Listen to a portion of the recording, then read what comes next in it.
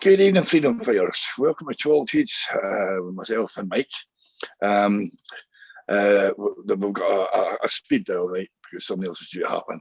That's not happening now, as you're all aware. Over to you, Mike. Totally disorganised, Dave. Well done, the pair of us. Listen, we were going to do a live broadcast. That's the first time we'd have done anything like that. And we were concentrating on one of the events that was going to happen, which was Alex Salmond and the inquiry. There are other events going to happen. We know that Nicola Sturgeon's going to appear before the inquiry. We know where we've got to with the Section 30 with Martin Keatings and what's going to happen with that. So there's all sorts of events going on. But when I post this onto the Independence Live page, Dave, I'm going to use a quote. We had to say to Kevin Gibney that we were going to drop the live show and do a speed dial. And one of the comments in the discussion we had on messages that Kevin made, and this is what I'm going to post when we put this up, is Kevin just said, I just want indie, man.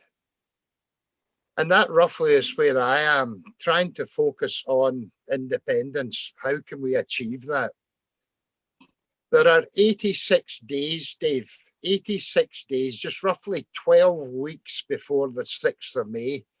And we've got all hell going on. I mean, we've got Alex Salmond's side, we've got Nicola Sturgeon's side, we've got money that may or may not be missing from a crowd fund for a referendum. There's all sorts of bits and pieces going about. And I find it very, very hard to actually stay focused on independence. It's too easy to get distracted. I'm going to quote something to you. I'll chuck in another bits. We've now got the ISP coming forward on the list, and at long last, Action for Independence have got through the Electoral Commission. It's very strange for me to do this, but Tommy Sheridan has a phrase, and he tells a wee bit story of why that phrase is important.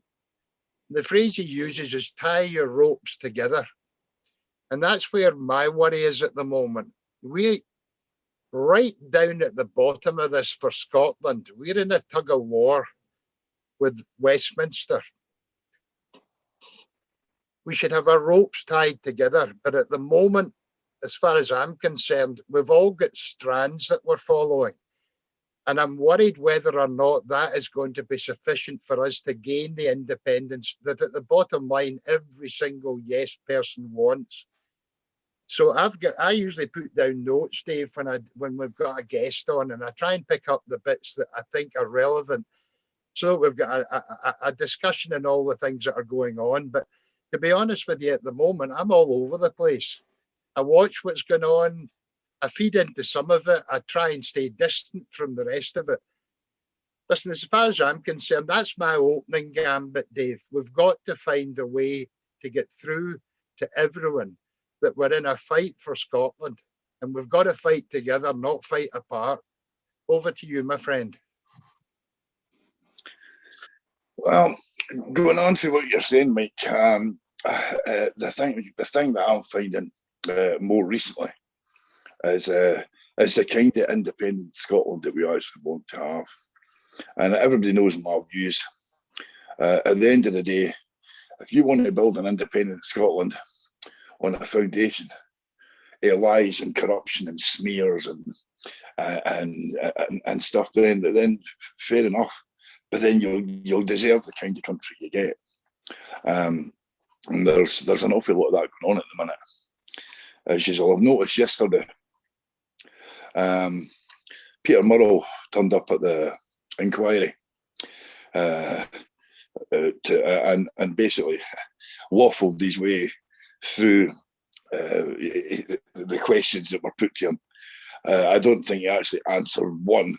Every time he was answering something he couldn't go to, you can see the coaching that he'd been paying all this money for was actually taking effect, because every time he couldn't answer a question, he started talking about people's privacy. And he was talking about one person's privacy in particular. That person who Alec Cole Hamilton didn't name, so that Jackie Bailey specifically didn't name her job, was someone called Sue Ruddock.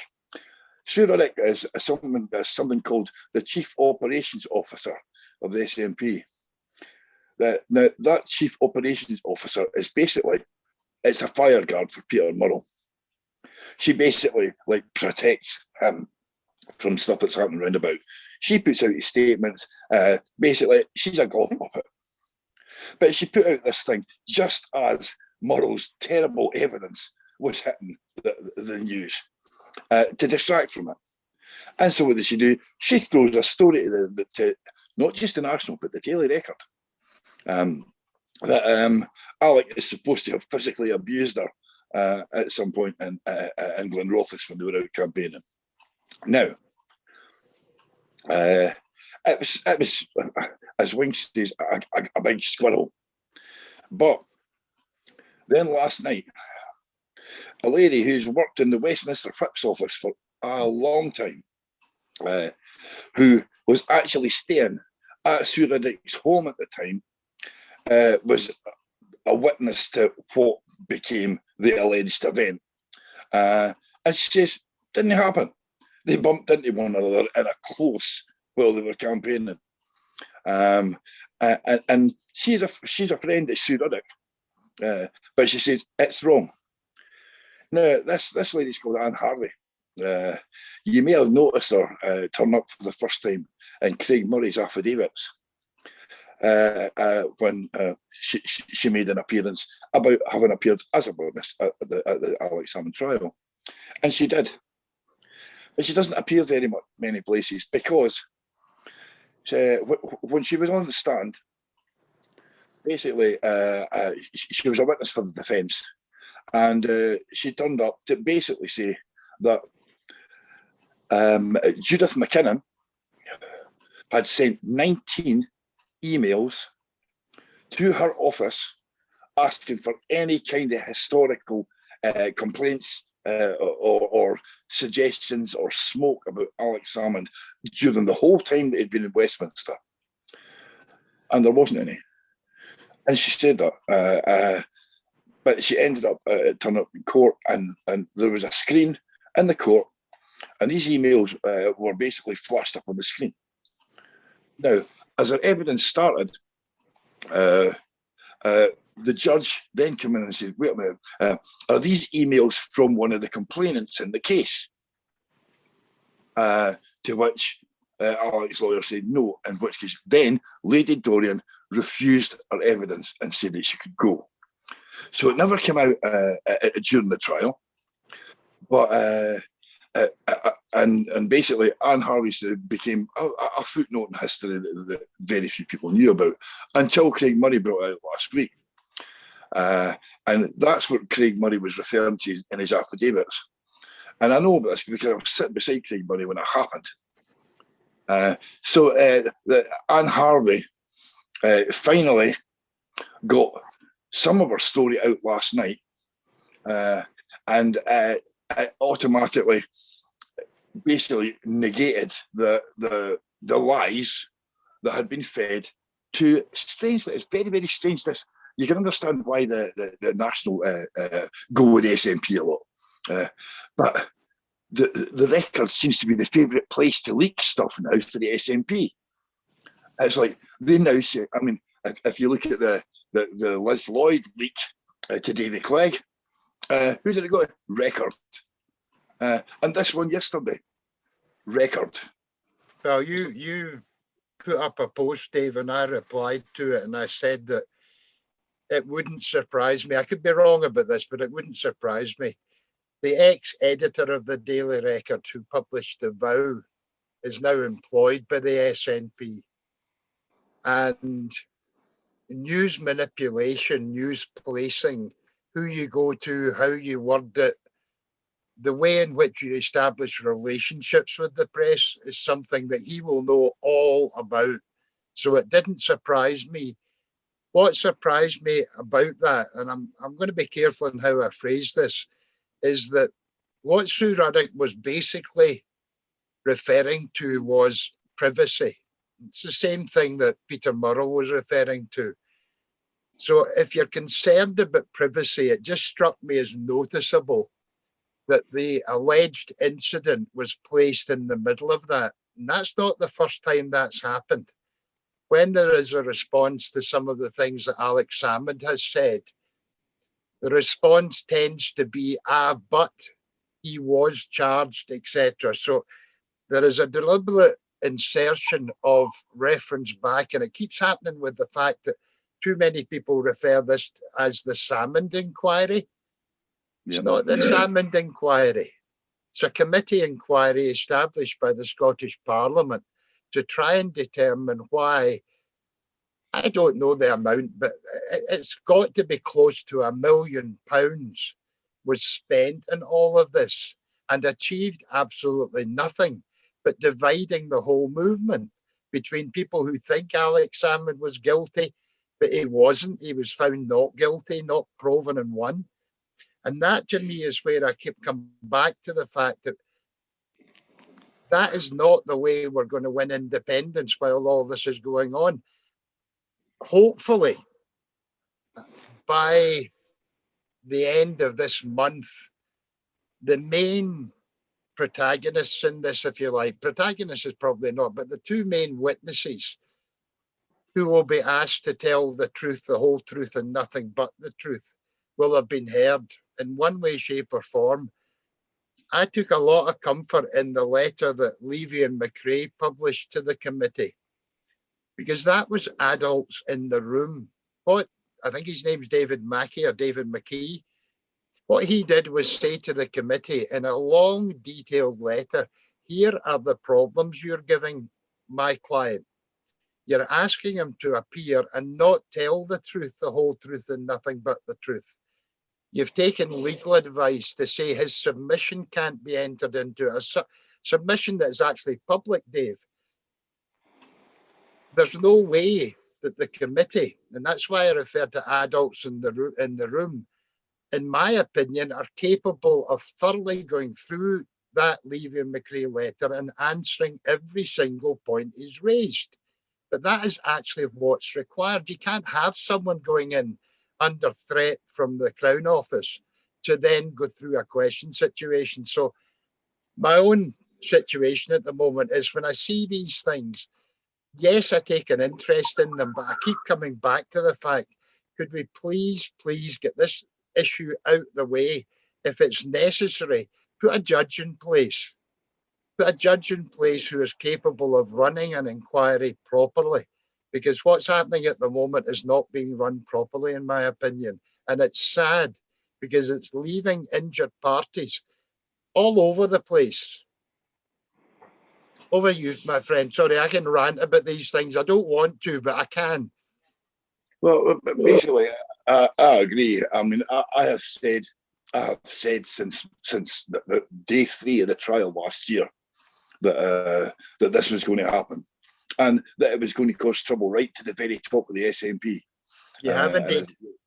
Now, that being the case, this could have happened 9 months ago, but COVID got in the way. But the thing is, now we've got an election coming up. The thing is, it boils down to just now, with what's happening, it boils down to trust. And at the end of the day, with everything that's happened, with all the obfuscating evidence, I mean, Nicola Sturgeon promised this inquiry that they would get access to anything they wanted to find the truth. And then she removed herself from the equation and allowed John Swinney to basically block every single thing that was happening. The legal advice has been blocked, witnesses have been blocked. The First Minister's Chief of Staff has been blocked from appearing under the under the Civil Service Code, when her boss, Leslie Evans, has appeared 4 times, and she's under the Civil Service Code as well. The whole thing stinks a cover-up. And we've spoke before, Mike, at the end of the day, Watergate, it was a burglary. It wasn't enough to bring down the president and send people to jail. What was the problem? Was the cover-up and the lying to the people. And that is what is happening all over the place just now.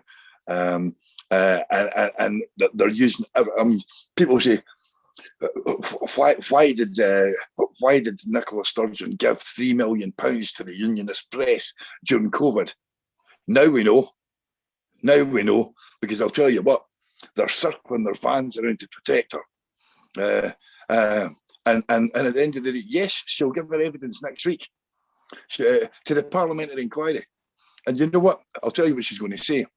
She'll say, oh, this happened, that happened. But you've got to remember, this inquiry is not about, it's about like what Alex Salmond did to those women. That's what's going to come out. And she uses it every time she goes on. It's smear after smear after smear. The thing is, what I'm happy about is that John Swinney, thinking that he was really smart, removed Nicola Sturgeon for the parliamentary inquiry because evidence had to be given under oath to something from the prosecutor, James Hamilton, that didn't. And he thought he was being smart, being able to do that. Well, he'll see if he's smart now. Because at the end of the day, the present inquiry's got Alex evidence, or most of Alex evidence, well, some of Alex evidence, there's still quite a lot to come, Make your mind up. Into the public domain. But it's the Hamilton one that is going to be able to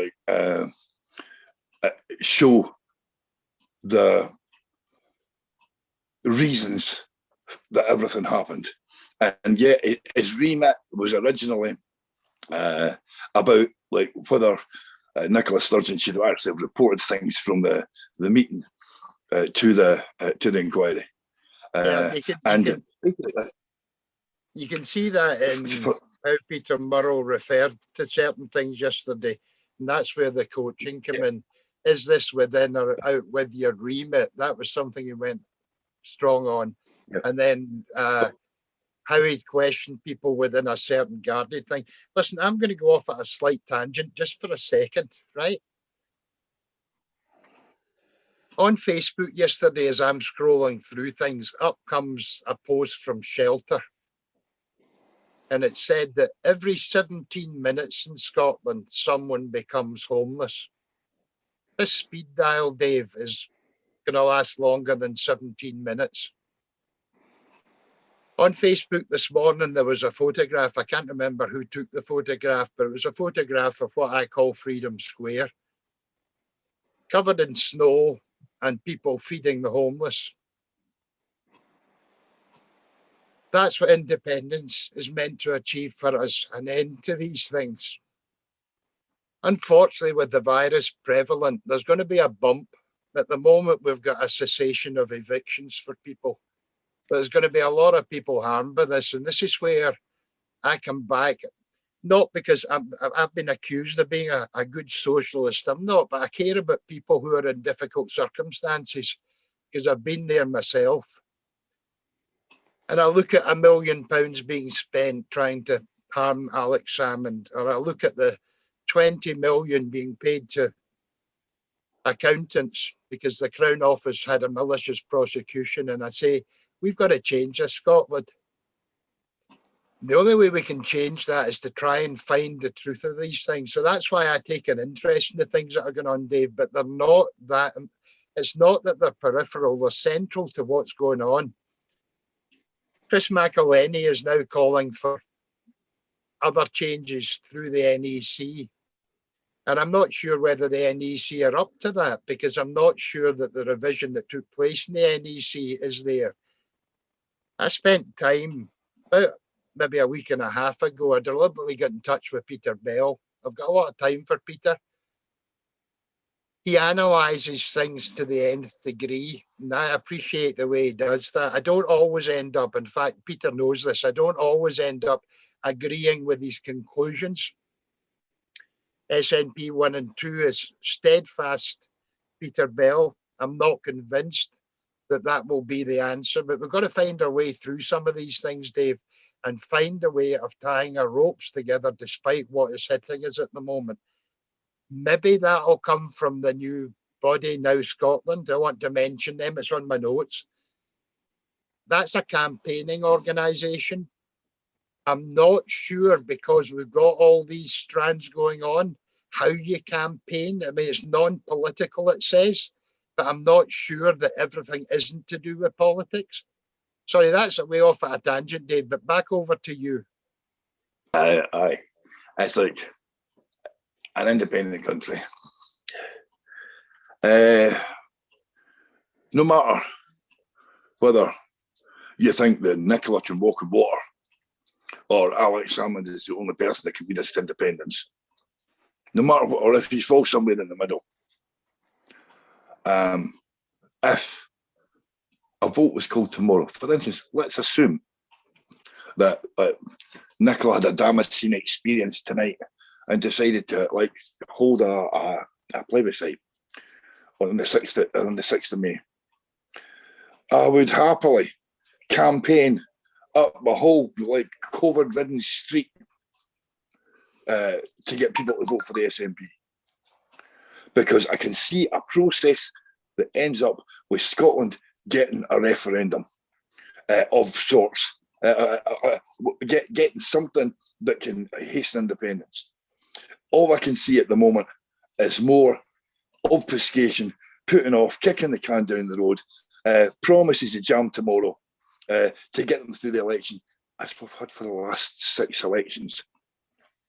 Promises, promises, promises. And as things stand at the moment, I will not be voting SNP. I will be voting for whatever list party has got the best chance of taking my local seat. I will not be voting SNP in the constituency unless they give something to me that I want. And that is a process that I can follow for A to Z on a referendum. The SNP are quite good at working alphabet things. Show me a joined up method of getting to a choice for independence and I'll vote for you. But at the moment, you're not showing me. At the moment, you're dangling a carrot. Folks say, eyes on the prize. Think about this for a minute. If you're walking a tightrope across the Grand Canyon, right, and now basically when you walk a tightrope, you're supposed to focus on something at the far end and zone in on that and keep walking. That's your eyes on the prize. Let's assume you get halfway across and you find that the tightrope's no there. You're going to do a wily coyote. Well, that's what we've got now. So keeping your eye on the prize about not being aware that the rope underneath is about to disappear is not a very safe way to do it. So I'm focused on independence. I will vote yes. I will vote yes. But I will vote yes to have a better country, a country that's built on values and honesty and equality. Or when I say equality, I mean equal opportunities for people. At the end of the day, you can't force people to be equal, but if you give them all equal opportunities, then they can take their own humanity and build it into whatever it is that they want. Some people are after money, some people are after friends. But if you've got an equal start, yeah, that's what makes us different. That's what makes us human beings. You're going to start sounding like Bernie Sanders in a minute. It's actually quite amazing, Dave, at the moment that we've got what are essentially 2 impeachment trials going on, both sides of the Atlantic. Trial, yeah. And you and I both spend a wee bit of time, I know, watching CNN. 30 minutes, right? 30 seconds apiece. 30 seconds of calm. Aye. The reason for saying that is much of what you've just said applies to America. So it's not that Scotland is somehow different.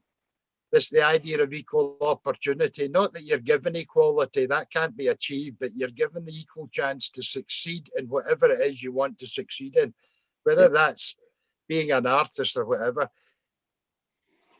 My kind of final thing in this, just so that I don't just ramble all the way through this, when we're talking about loyalty to something, right, the thing that is most evident to me at the moment is not loyalty to a party or loyalty to an individual, but loyalty to the truth and the ambition to seek the truth.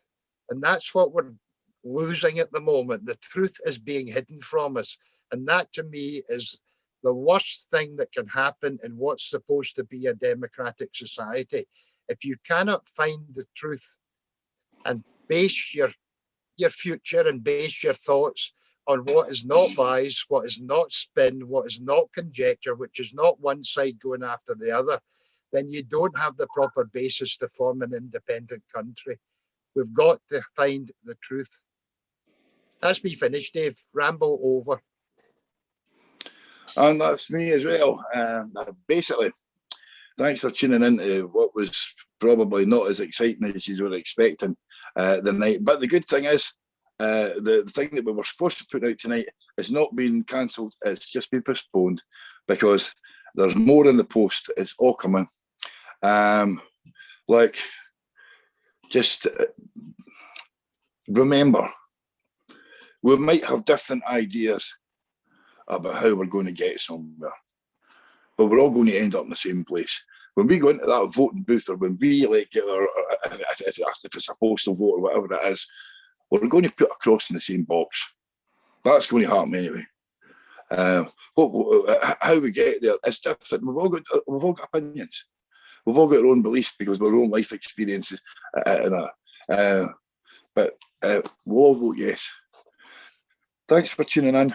It's going to be a busy week. I can promise you that. Can I make a last quick comment to remind people?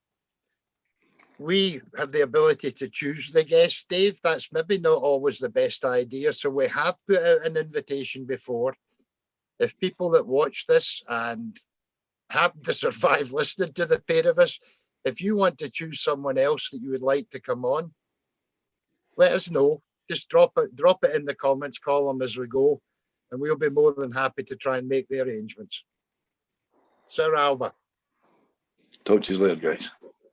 Cheers.